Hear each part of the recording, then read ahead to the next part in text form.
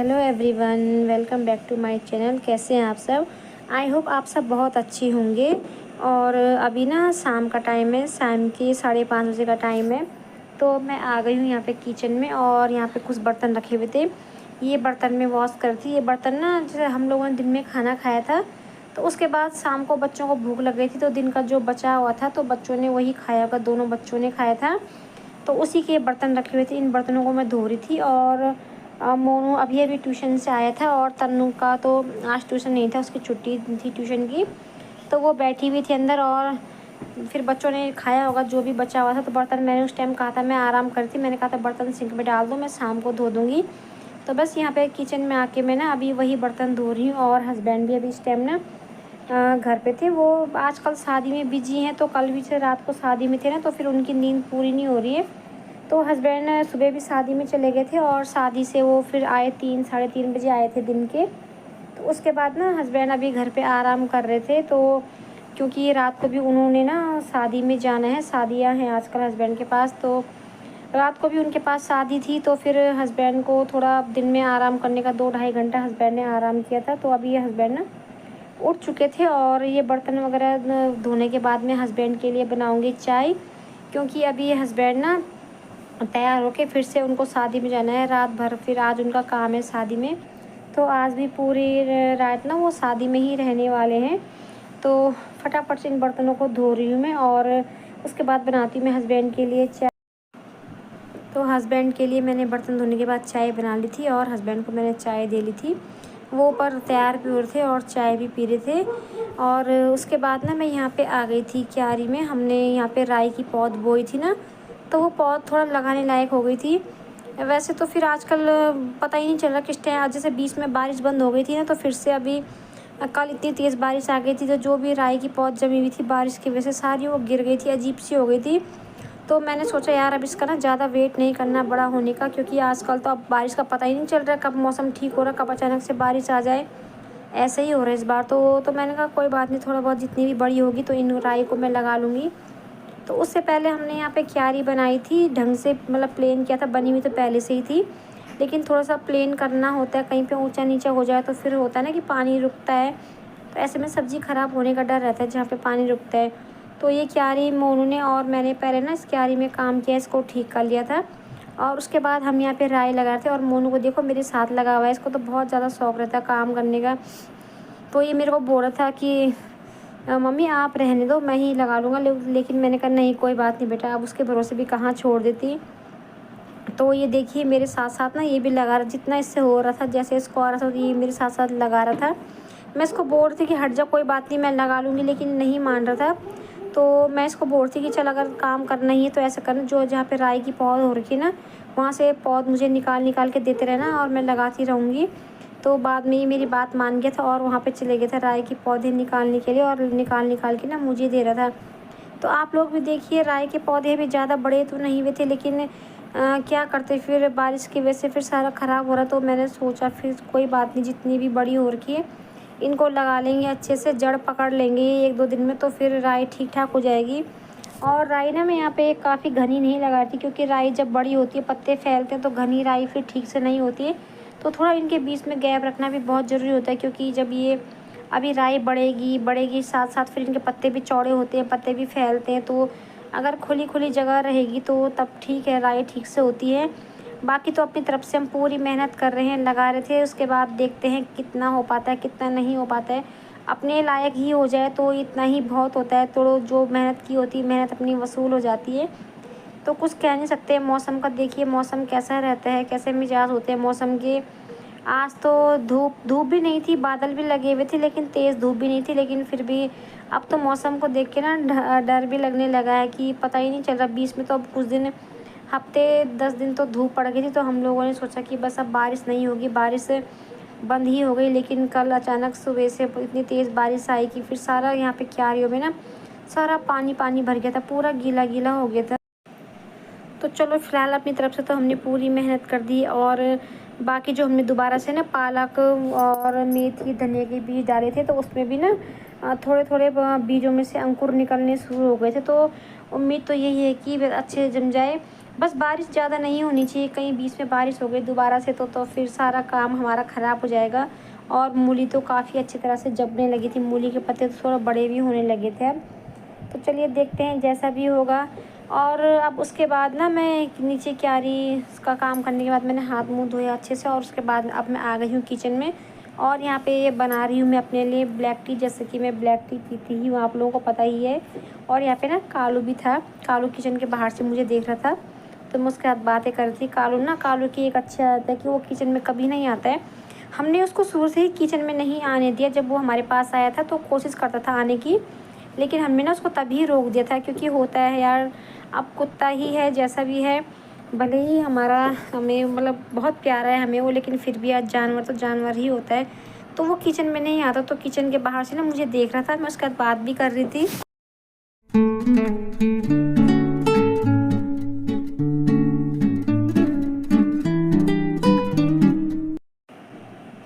तो चाय पीने के बाद मेरे जो बाहर कपड़े थे सुबह के धुले हुए, वो सूख गए थे, उनको मैंने उठा लिया था। और कपड़े अंदर रखने के बाद मैं थोड़ी देर बाहर आ गई थी। यहाँ पे ना घूम रहे थे सभी लोग, तो मैं भी थोड़ी देर बाहर आ गई थी। मैंने कहा चलो, दिन भर तो मैं अंदर ही बैठी हुई थी, और अब देखिए अंधेरा भी हो गया था, हमारी अपनी रोड पे लाइट भी जल चुकी थी, लेकिन फिर भी मैं थोड़ी देर आ गई थी यहाँ पे घूमने। मोनू भी इस टाइम मेरे साथ था, तन्नू तो अपनी फ्रेंड के साथ गई थी घूमने इस टाइम। तो मैं यहाँ पे घूमने आ गई थी, और इस टाइम ना मोनू के हाथ में फ़ोन था, तो वही ना रिकॉर्ड करके दिखा रहा है आप लोगों को। और बाहर से घूमने के बाद अब मैं आ गई थी अंदर। अभी ना 7 बजने वाले थे, तो यहाँ पे आके मैं किचन में आ गई थी। और हस्बैंड ना अभी घर में तैयार होने के लिए आए थे, तैयार होकर तो वो शाम को चले गए थे, लेकिन उस टाइम वो शादी में नहीं गए थे, अपने काम से गए थे। तो अब वो शादी में जाने की तैयारी कर रहे थे, तो वो तैयार हो रहे थे, और ना साथ में सब्जियाँ लेके आए थे, मैंने ही मंगाई थी। तो सब्जियाँ लेके आए थे, तो मैं क्या करूँगी, मैं ना यहाँ पे इन सब्जियों को खोल के इनको धो के रख दूँगी। तो बस सारी चीज़ छन्नी वाली परात है मेरे पास एक, तो इसमें सारी सब्जियों को मैं डाल दूँगी, और इसी में ना मैं धो के रख दूँगी। इसमें ये होता है कि पानी इसका निथर जाता है। तो मैं जब भी सब्ज़ी फ्रूट वगैरह कोई चीज़ धोती हूँ, तो मैं इसी में धोती हूँ, इसी मतलब स्पेशल इसी पर्पज़ से मैंने ये ली है। तो इसको सब्जियों को धोने के बाद ना मैं इनको थोड़ी देर ऐसे छोड़ दूँगी, और जब ये ना इनका पानी अच्छी तरह से निथर जाएगा, तो उसके बाद ही मैं इनको फ्रीज़ में रखूँगी। मैं हमेशा ऐसे ही करती हूँ, बिना धुले हुए कभी सब्जियों को फ्रीज़ में नहीं रखती हूँ, हमेशा धोने के बाद ही ना मैं सब्जियों को फ्रीज़ में रखती हूँ। कुछ लोग होते हैं, अपनी अपनी आदत होती है, कुछ लोगों का ऐसा होता है कि वो सब्ज़ी जब लेके आते हैं सब्ज़ी फ्रूट, तो उनको ना उस टाइम फ्रीज़ में रख लेते हैं, और जब उनको ज़रूरत पड़ती है, जब यूज़ करते हैं, तब वो उन चीज़ों को धोते हैं। लेकिन मैं शुरू से ऐसे ही करती हूँ, घर में जब भी कोई चीज़ फ्रूट सब्ज़ी या कोई भी चीज़ आती है, तो पहले उसको मैं अच्छे से वॉश करती हूँ, और वॉश करने के बाद ना गीला ही मैं उनको फ्रिज में नहीं रखती हूँ। मैं जब उनका पानी अच्छी तरह निथर जाता है, अच्छी तरह सूख जाते हैं ना वो, तो सूखने के ही बाद मैं फ्रिज में लगाती हूँ अच्छे तरीके। तो सब्जियां भी मैंने धो के रख दी थी पानी उनका निथरने के लिए। और सब्ज़ी वगैरह धोने के बाद मैं अंदर गई थी, और मैंने मोनू को ना थोड़ी देर पढ़ने बिठाया, उसको थोड़ा सा मैंने काम दिया था, उसका मैं टेस्ट ले रही थी। तो उसको ना मैंने मैथ के कुछ सम्स दिए थे सॉल्व करने के लिए, तो वो अंदर बैठ के सॉल्व कर रहा था, मैंने उसको बोल दिया था कि सॉल्व करके दिखाओ, मैं आती हूँ। और उसके बाद मैं यहाँ पे आ गई थी किचन में। किचन में आके मैं करती रात के डिनर की तैयारी। और ना डिनर में आज मेरा बना था मटर वाला पुलाव, क्योंकि आज घर पे केवल मोनू और मैं ही हैं। तन्नू अपनी फ्रेंड के घर गई थी, उसकी फ्रेंड की मम्मी ना कहीं बाहर गई है, तो उसकी मम्मी ने मुझे सुबह फ़ोन करके बोल दिया था कि तन्नू को ना घर पे भेज देना, उसकी फ्रेंड के साथ रहेगी वो रात भर। तो वो तो वहाँ चली गई थी। और हस्बैंड, जैसे कि आप लोगों को बता ही रही हूँ, मैं शादी में बिजी हूँ आजकल, तो बस इस टाइम मोनू और मैं थे, तो मैं यहाँ पे पुलाव की तैयारी कर रही थी। और ये जो मेरी तेल की बोतल है ना, इसमें तेल भी ख़त्म हो चुका था, तो मैंने इसमें ना दोबारा से मैंने तेल फिल कर दिया था। और तेल डालने के बाद ना मैं इसको अच्छी तरह से एक बार कपड़े से साफ़ कर लूँगी। तो तेल डालने के बाद अब बस मैं यहाँ पे ना प्रेशर मैंने इंडक्शन पे चढ़ा दिया है, और तो पुलाव मैंने चढ़ा दिया था। और इधर ना मैं कर रही थी रोटी बनाने की तैयारी। रोटी तो मैं केवल कालू के लिए बनाऊंगी, क्योंकि कालू ना चावल नहीं खाता, बहुत कम खाता है, बहुत कम, मतलब 5% चांस होते होंगे जब वो खा लेता है, वरना वो नहीं खाता। पता नहीं क्यों नहीं खाता, उसको तो चावल पसंद नहीं है, उसको दूध डाल के तब भी नहीं खाता है। तो अपने लिए तो मैंने बनाया था पुलाव, तो कालू महाराज जी के लिए यहाँ पे बन रही थी रोटी। और यहाँ पे मेरे साथ मोनू भी खड़ा था किचन में, वो ना रायता बना रहा था। उसने मेरे को पूछा, मम्मी घर में दही है, बूंदी है? तो मैंने बोला हाँ है। तो उसको ना रायता बहुत ज़्यादा अच्छा लगता है, बहुत शौक है उसको रायता का। वो भी बोलता है कि मम्मी दिन में जब खाना बनाती हो तो मेरे लिए ना आप रायता बना लिया करो। तो उसको बहुत ज़्यादा पसंद आता है रायता। और आज तो पुलाव बना था, तो पुलाव के साथ फिर दही वगैरह तो अच्छी लगती ही है। तो यहाँ पे ना वो रायता बना रहा था और उसी के साथ में बात कर रही थी। और साथ साथ में यहाँ पे रोटी बना रही थी। कालू के लिए मैं 2-4 रोटी बनाऊँगी, ज़्यादा तो नहीं बनाऊँगी क्योंकि हम दोनों तो पुलाव खाएँगे। और फिर पुलाव के साथ रोटी खाई भी कहाँ जाती है, तो बस हम तो खाएंगे पुलाव। और कालू के लिए मैं रोटी बना लूँगी। कालू के लिए रोटी बन जाएगी तो कालू को मैं रोटी दे दूँगी। हम लोग तो थोड़ा रुक के खाएंगे क्योंकि आज कालू ने ना दिन में भी नहीं खाया था। उसने पता नहीं दिन में क्यों नहीं खाया, हमने दिया था उसको लेकिन उसने नहीं खाया था। तो मैंने सोचा उसको भूख लग गई होगी तो पहले मैं उसको ही दे दूँगी। तो कालू के लिए मैंने रोटी बना ली थी और कालू को ना इस टाइम मैंने दे दिया था। वो खा भी चुका था इस टाइम तक।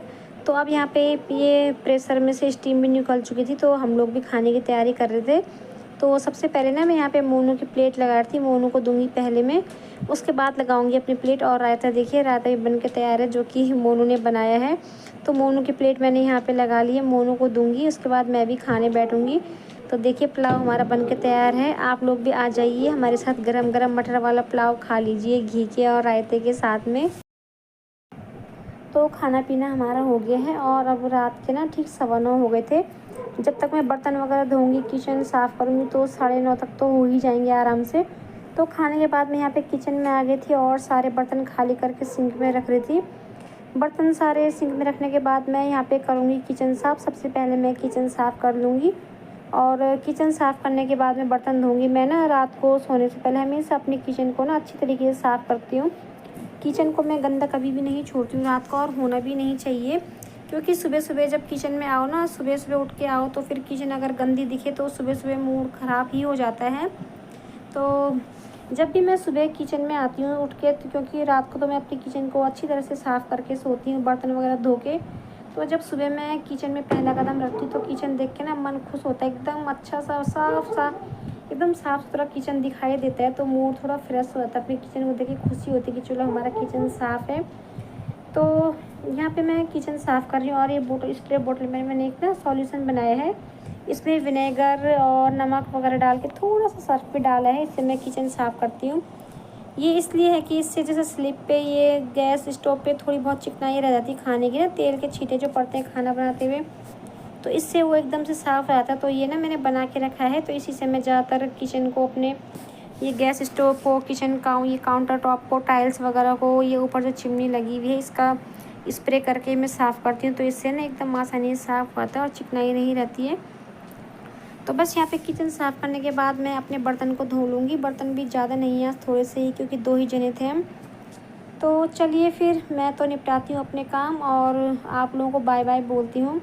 काम ख़त्म करने के बाद मुझे इस वीडियो की एडिटिंग भी करनी है, ताकि सुबह ना टाइम से आप लोगों के पास मेरा वीडियो पहुँच जाए। क्योंकि कुछ लोग होते हैं कि जो ना मेरे वीडियो हमेशा देखते हैं और हमेशा मेरे वीडियो का इंतज़ार करते हैं कि वीडियो कब आएगा, वीडियो आने का इंतज़ार करते हैं। तो यहाँ पे बस मैं इसको साफ़ कर लूँगी और अपना काम ख़त्म करने के बाद मैं जाऊँगी अंदर, इस वीडियो की एडिटिंग करूँगी। तो चलिए फिर आप लोगों को बाय बाय बोल देती हूँ मैं। Bye bye, take care.